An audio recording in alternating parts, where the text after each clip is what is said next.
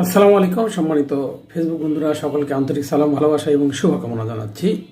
আমরা যেটা আজকে দেখছি, ধানমন্ডি 32 নম্বর ভেঙ্গে গুড়িয়ে দেওয়া হচ্ছে আওয়ামী লীগের অপতৎপরতা এবং আওয়ামী লীগের ফেসিবাদী আচরণের জন্য, এবং নতুন করে আবারও সংগঠিত হওয়ার কারণে শিক্ষার্থীরা 32 নম্বরকে নিশ্চিহ্ন করে দেওয়ার সিদ্ধান্ত নিয়েছে।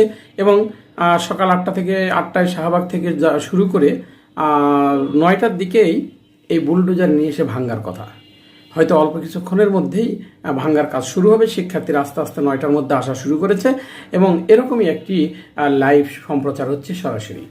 পিনাকি বলেছিল যে দেশের বাইরে আপনারা লাখ লাখ লোক এক জায়গায় হয়ে 32 নম্বরকে উড়িয়ে দিন, যেই 32 নম্বর থেকে এই সকল অপকর্ম করার অপচেষ্টা করা হয়েছিল।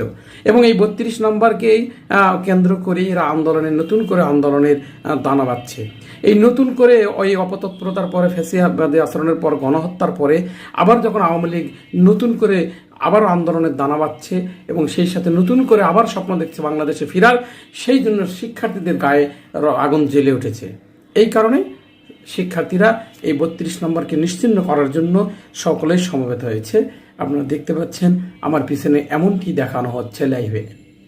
সম্মানিত দর্শক মণ্ডলী, আমরা পরবর্তী নিউজ দেখব ইনশাআল্লাহ।